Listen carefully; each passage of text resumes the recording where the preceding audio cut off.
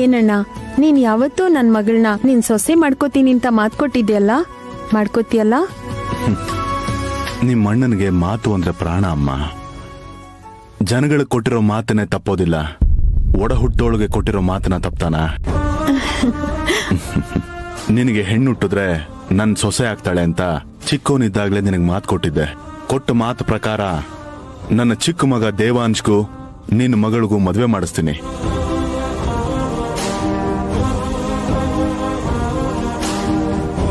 ಈಗ ಮತ್ತೆ ಮಾತು ಕೊಡ್ತಾ ಇದ್ದೀನಿ,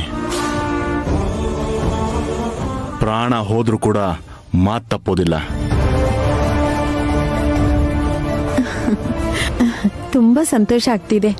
ನಿನ್ನಂತ ಅಣ್ಣ ಸಿಗೋದು ಯಾವುದೋ ಜನ್ಮದ ಪುಣ್ಯ.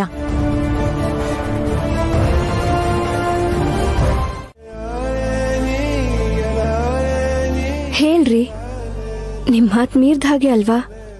ಅಂದ್ರೆ ನಿಮ್ಗೆ ಕೋಪ ಬರ್ಬೇಕಲ್ವಾ? ಈ ಸಂದರ್ಭದಲ್ಲಿ ಯಾವಾಗ್ಲೂ ನಾನ್ ಚಿಕ್ಕ ವಯಸ್ಸಲ್ಲಿ ಓದಿದ್ ಒಂದ್ ಕಥೆ ಹೇಳ್ಬೇಕು ಅನ್ನಿಸ್ತಾ ಇದೆ.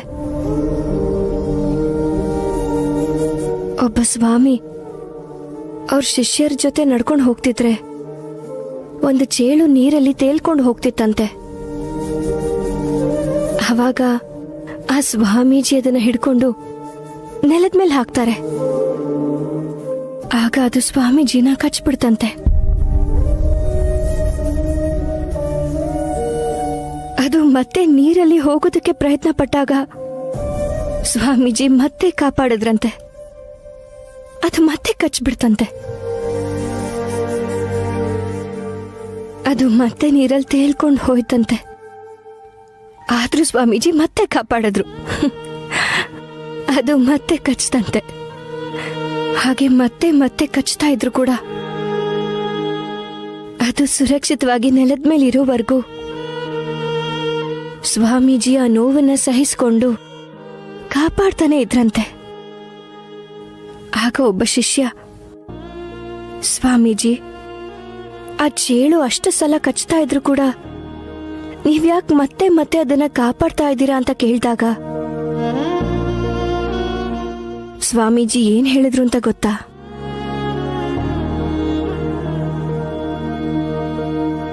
ಅದರ ಸ್ವಭಾವನೇ ಕಚ್ಚೋದು. ಎಷ್ಟು ಸಲ ಹಿಡ್ಕೊಂಡ್ರು ಅದ್ರ ಸ್ವಭಾವನ ಬದಲಾಯಿಸ್ಕೊಳ್ದೆ ಕಚ್ಚತ್ತೆ. ಹಾಗೆ ಕಷ್ಟದಲ್ಲಿರೋರ್ನ ಕಾಪಾಡೋದು ನನ್ ಸ್ವಭಾವ ಅಲ್ವಾ? ಆ ಚೇಳಿ ಅದ್ರ ಸ್ವಭಾವನ ಬದಲಾಯಿಸ್ಕೊಳ್ದೆ ಇದ್ಮೇಲೆ ನಾನ್ಯಾಕ್ ಬದಲಾಗ್ಬೇಕು ಅಂತ ಹೇಳಿದ್ರಂತೆ. ನಾನು ಅಷ್ಟೆ, ಚಿಕ್ಕ ವಯಸ್ಸಲ್ಲಿ ಗುಡಿ ಹತ್ರ ಸಿಕ್ಕಿದಾಗ ಅಪ್ಪ ಕರ್ಕೊಂಬಂದ್ ಸಾಕಿದ್ರು.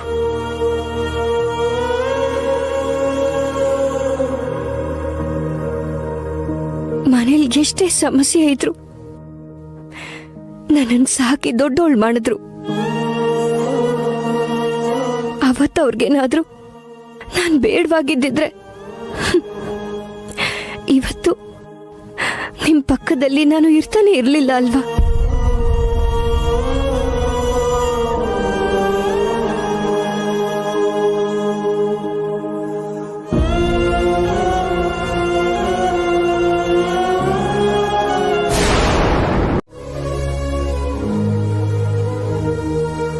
ಇದೆಲ್ಲಾನು ನಿಮ್ಮನ್ನ ತಪ್ಪು ಅಂತ ತೋರ್ಸಕ್ಕಲ್ಲ. ನನ್ನ ಪರಿಸ್ಥಿತಿ ನೀವ್ ಅರ್ಥ ಮಾಡ್ಕೊಳ್ಳಿ ಅಂತ ನಿಮಗ್ ಹೇಳ್ತಾ ಇದ್ದೀನಿ ಅಷ್ಟೇ.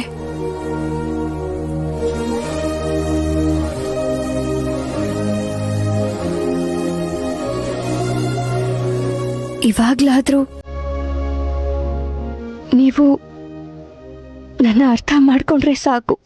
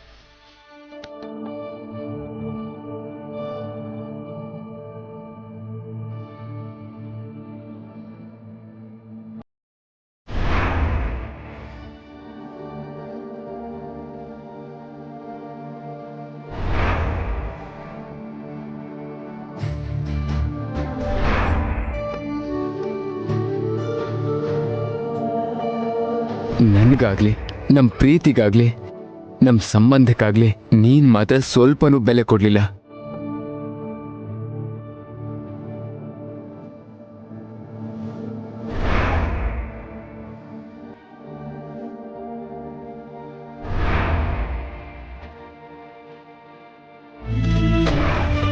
ಇವಾಗ್ಲಾದ್ರೂ ನೀವು ನನ್ನ ಅರ್ಥ ಮಾಡ್ಕೊಂಡ್ರೆ ಸಾಕು.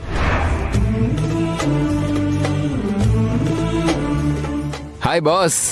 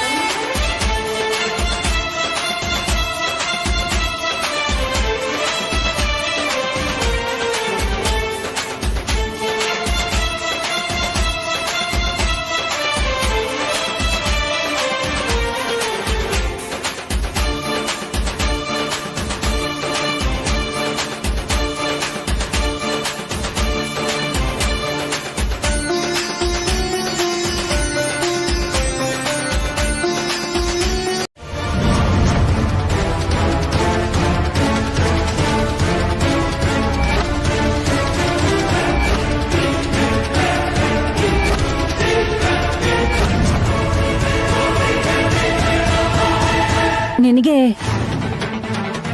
ಮದ್ವೆ ಆಗಿದ್ಯಾ?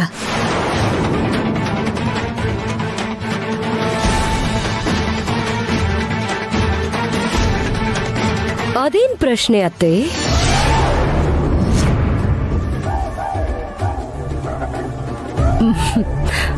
ಮದ್ವೆ ಆಗದೆ ಯಾವ ಹುಡುಗಿ ಆದ್ರೂ ಕತ್ತಲ್ಲಿ ಮಂಗಳಸೂತ್ರ ಹಾಕೋತಾಳ?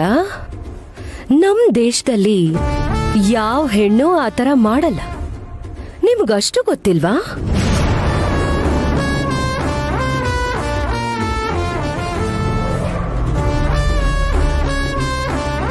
ಹಾಗಾದ್ರೆ ಈ ವಿಷಯ ಯಾಕಮ್ಮ ನಮಗೆ ಹೇಳಲಿಲ್ಲ? ಮುಚ್ಚಿಡೋ ಅಗತ್ಯ ಏನಿತ್ತು? ಹೌದು, ನಿನ್ ಗಂಡ ಯಾರು?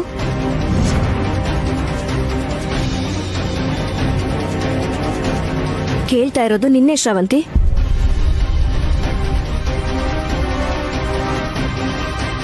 ಅನಾಥಾಶ್ರಮದಲ್ಲಿ ಹುಟ್ಟಿದೆ ಅಂದೆ, ನಿನಗೆ ಯಾರು ಇಲ್ಲ ಅಂದ್ಯಲ್ಲ, ಮತ್ತೆ ಈ ತಾಳಿ ಹೇಗ್ ಬಂತು? ಅಷ್ಟಕ್ಕೂ ನಿನಗ್ ಮದ್ವೆ ಆಗಿರೋ ವಿಷಯನ ಯಾಕೆ ಮುಚ್ಚಿಟ್ಟೆ?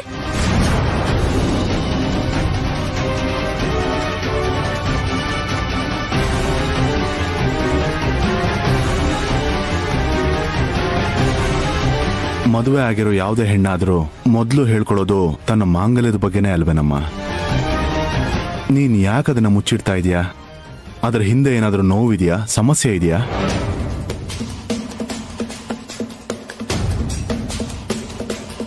ಅಷ್ಟೆಲ್ಲ ಯಾಕೆ ಯೋಚಿಸ್ತಾ ಇದ್ದೀರಾ ಮಾವ? ಇವಳು ನಿಮ್ ತಂಗಿ ಮಗಳು ಅಂತ ಗೊತ್ತಾದ್ಮೇಲೆ ಅವಳು ಹುಟ್ಟಿದ ಬಗ್ಗೆ, ಬೆಳ್ತಿದ್ರ ಬಗ್ಗೆ ಎಲ್ಲಾನು ಹೇಳಿದ್ ಇವಳು. ನಮ್ ಯಾರಿಗೂ ಮುಖ್ಯವಾದ ಮದ್ವೆ ವಿಷಯನ ಹೇಳಲಿಲ್ಲ ಅಂದ್ರೆ ಇವಳು ನಮ್ಮ ಹತ್ರ ಏನೋ ಮುಚ್ಚಿಡ್ತಾ ಇದ್ದಾಳೆ ಅಂತ ಅಲ್ವಾ? ಅವತ್ ಹೇಳಿದೆಲ್ಲ ನಿಜ ಆಗಿರ್ಬೇಕು ಅಂತ ಏನೂ ಇಲ್ವಲ್ಲ.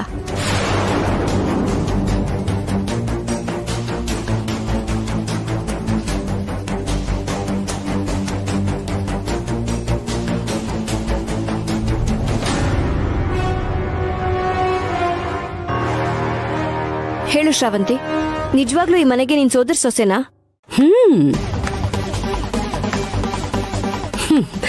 ಸರಿ ಹೋಯ್ತು. ಎಲ್ರಿಗಿನ ಹೆಚ್ಚಾಗಿ ನೀನೇ ನಂಬಿ ಮನೆಯಿಂದ ಹೊರಗಡೆ ಹೋದವಳನ್ನ ವಾಪಸ್ ಕರ್ಕೊಂಬಂದು ಇವಾಗ ನೀನೇ ಅನುಮಾನ ಪಡ್ತಿದ್ಯಾ? ವಾ,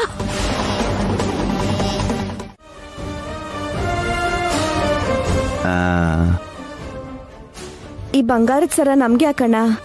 ಪರವಾಗಿಲ್ಲಮ್ಮ, ಮಗು ನಗ್ತಾ ಇದೆಯಲ್ಲ. ಆ?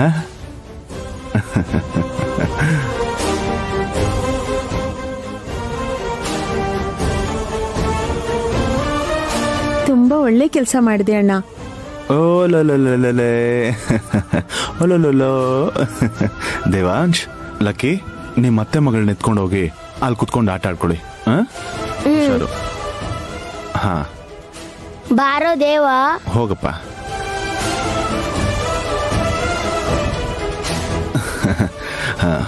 ಬನ್ನಿ, ನಾವು ಪುರೋಹಿತರ ಹತ್ರ ಮಾತಾಡ.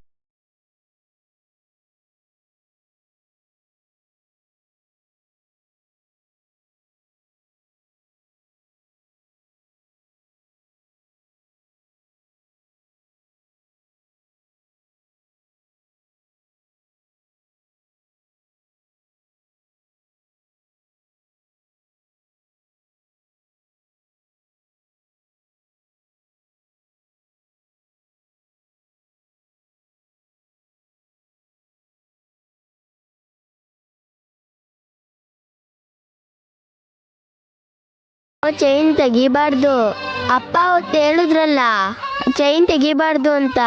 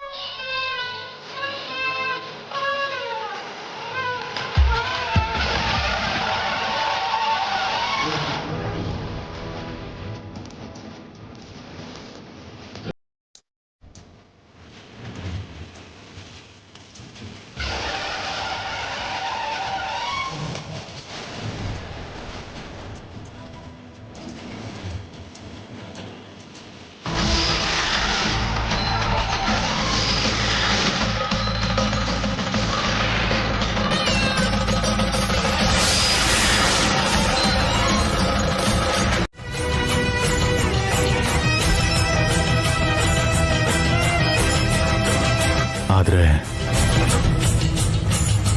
ವಿಧಿ ಬೇರೆದನ್ನ ಬಯಸಿ ನನ್ನ ತಂಗಿ ಮತ್ತೆ ನನ್ನ ಸೋದರ ಸೊಸೆನ ನನ್ನಿಂದ ದೂರ ಮಾಡ್ತು. ಈಗ ಆ ಸಂಬಂಧ ಬೆಳೆದು ದೊಡ್ಡದಾಗಿ ಮತ್ತೆ ನನ್ನ ಹತ್ರ ಬಂದಿದೆ.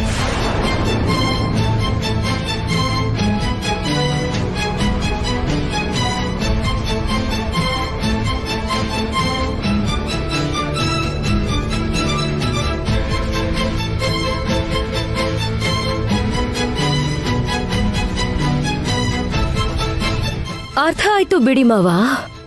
ಅಂದ್ರೆ ನನ್ ಮೈದ್ನನ್ಗೆ ಬಾಲ್ಯ ವಿವಾಹ ಆಗಿದೆ ಅಂತಾಯ್ತು.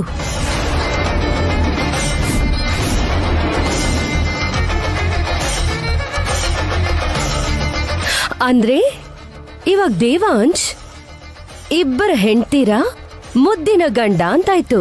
ಉರ್ಮಿಳಾ, ಅಬ್ಬಬ್ಬಬ್ಬಬ್ಬಬ್ಬಬ್ಬಾ,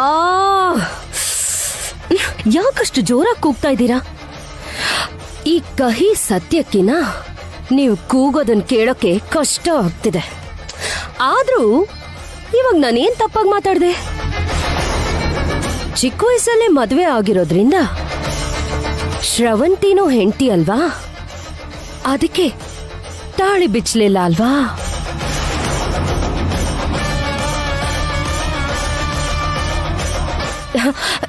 ಎಲ್ ನೋಡಿ, ಮೊನ್ನೆ ತಾಳಿ ಕಟ್ಟಿದ ಹೆಂಡತಿ ವೈದೇಹಿ ಅಂದ್ರೆ ಇಬ್ಬರು ಹೆಂಡತಿರು, ಮಧ್ಯದಲ್ಲಿ ಮುದ್ದಿನ ಗಂಡ. ನಿಜನೇ ಅಲ್ವಾ? ತಪ್ಪೇನಿದೆ? ಹೋಗ್ಲಿ, ಇದನ್ ಹೊರತಾಗಿ ಬೇರೆ ಏನಾದ್ರೂ ಯೋಚನೆ ಇದ್ರೆ ಹೇಳ್ಬಿಡಿ.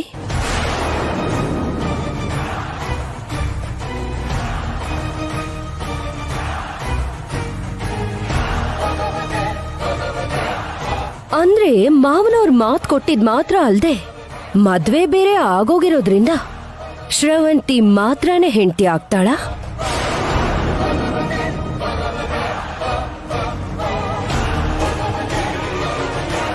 ಇಲ್ಲ ಅಂದ್ರೆ ನಡೆದಿದ್ದು ಬಾಲ್ಯ ವಿವಾಹ, ಅದಕ್ ಬೆಲೆ ಇಲ್ಲ ಅಂದ್ಕೊಂಡು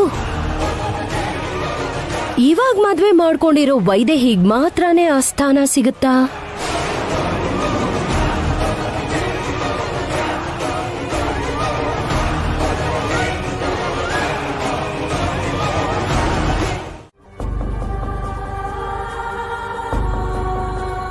ಬಾಯ್ ಬಿಟ್ಟು ಹೇಳಲಿಲ್ಲ ಅಂದ್ರೂ ಅವ್ರ ನೋಟದಲ್ಲೇ 1000 ಪ್ರಶ್ನೆಗಳಿವೆ.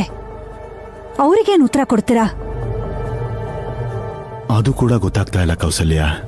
ಒಬ್ಬರನ್ನ ನನ್ನ ಮನೆ ಸೊಸೆ ಮಾಡ್ಕೊಳ್ತೀನಿ ಅಂತ ಮಾತು ಕೊಟ್ಟಿದ್ದೆ, ಇನ್ನೊಬ್ಬರಿಗೆ ನನ್ನ ಕೈಯಾರೆ ಮದುವೆ ಮಾಡಿಸಿ 100 ಕಾಲ ಚೆನ್ನಾಗಿ ಬಾಳಿ ಅಂತ ಆಶೀರ್ವಾದ ಮಾಡಿದ್ದೀನಿ. ಪ್ರಾಣಕ್ಕಿಂತ ಹೆಚ್ಚಾಗಿರೋ ಮಾತಿಗೆ ಬದ್ಧವಾಗಿರ್ಬೇಕಾ, ಅಥವಾ ಆಶೀರ್ವಾದ ಮಾಡಿರೋ ಈ ಕೈಗೆ ಬದ್ಧವಾಗಿರ್ಬೇಕಾ? ಏನೂ ಅರ್ಥನೇ ಆಗ್ತಿಲ್ಲ ಕೌಸಲ್ಯ.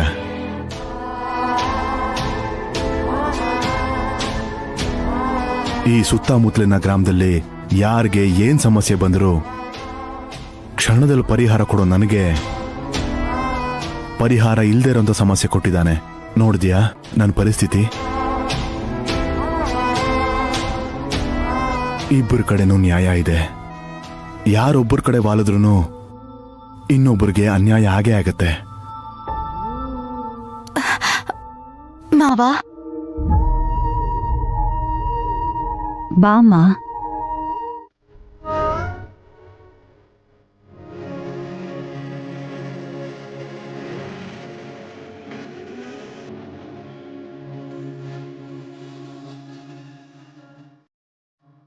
ನನ್ ಗಂಡ ನೀವೇ.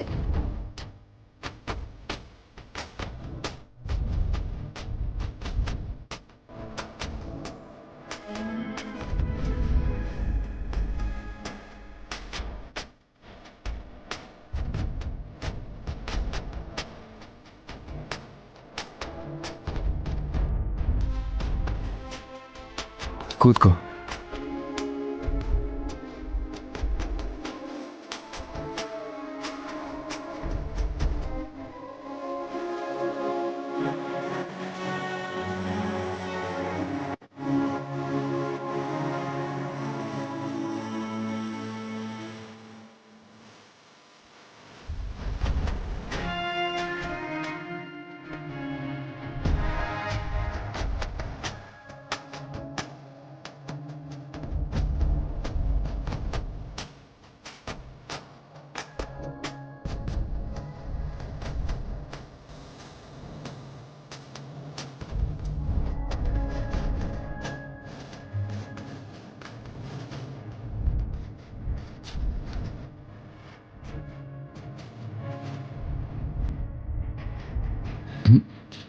ವೈದೇ,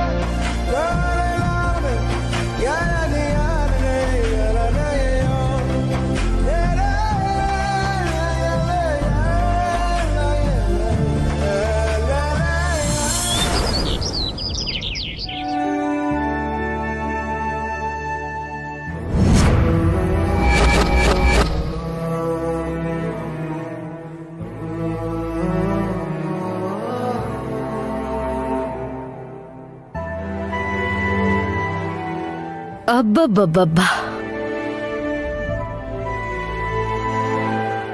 ಈ ರೂಮ್ನಲ್ಲಿ ಮನುಷ್ಯರು ವಾತಾವರಣ ಹೇಗಿರುತ್ತೆ ಅಂತ ಅನ್ಕೊಂಡಿದ್ನೋ ಅದೇ ತರನೇ ಇದೆ.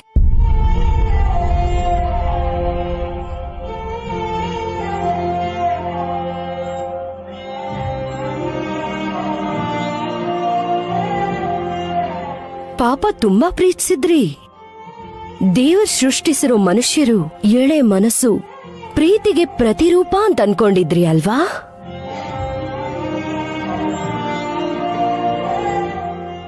ಆದ್ರೆ ಇವಾಗ ನಿಮ್ ಪರಿಸ್ಥಿತಿ ಹೇಗಿದೆ ನೋಡಿ ಪಾಪ.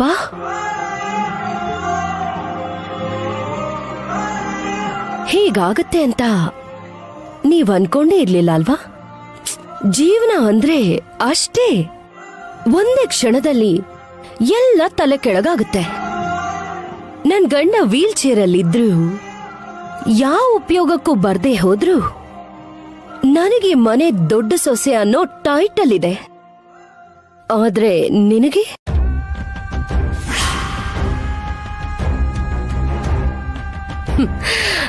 ನಿನಗಿನ ಮುಂಚೆ ಶ್ರವಂತಿ ಮದುವೆ ಆಗೋಗಿದ್ದಾಳಲ್ವಾ? ಇದ್ದಿದ್ ಚಿಕ್ಕ ಸೊಸೆ ಪೋಸ್ಟ್ ಕೂಡ ಈಗ ಡೌಟ್ ಅಲ್ಲಿದೆ.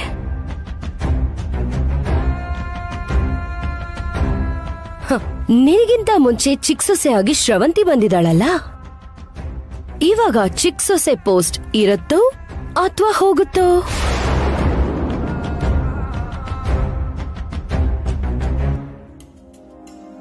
ಅತ್ಗೆ,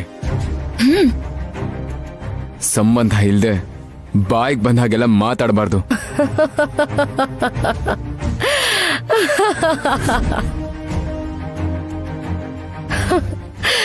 ಸಂಬಂಧ ಇಲ್ವಾ? ಏನ್ ಮಾಡ್ತಾ ಇದ್ಯಾ ದೇವಾಂಶ್? ನನಗೂ ಈ ಮನೆಗೂ ಸಂಬಂಧ ಇದೆ. ನಾನ್ ಮಾತಾಡೋ ಮಾತಿಗೂ ನಿಮಗೂ ಸಂಬಂಧ ಇದೆ.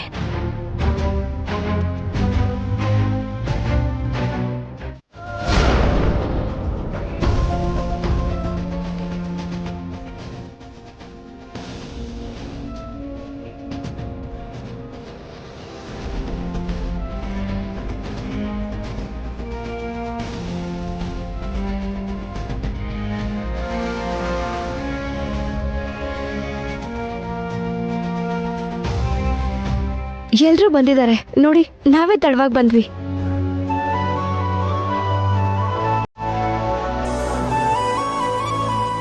ಏನ್ರಿ ಹಾಗೆ ನೋಡ್ತಾ ಇದ್ದೀರಾ? ಹೋಗಿ ಕೂತ್ಕೊಳ್ಳಿ, ಹೋಗಿ ಕೂತ್ಕೊಳ್ಳಿ.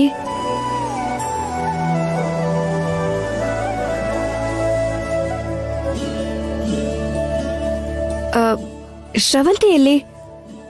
ಊಟಕ್ಕೆ ಬರ್ಲಿಲ್ವಾ? ಏನೋ ಮನಸ್ಸು ಸರಿ ಇಲ್ಲ ಅಂದ ಮಾತ್ರಕ್ಕೆ ಊಟ ಮಾಡಬಾರ್ದು ಅನ್ಕೋತಾರೆ. ನಾನು ಹೋಗಿ ಕರ್ಕೊಂಬರ್ತೀನಿ ರೀ.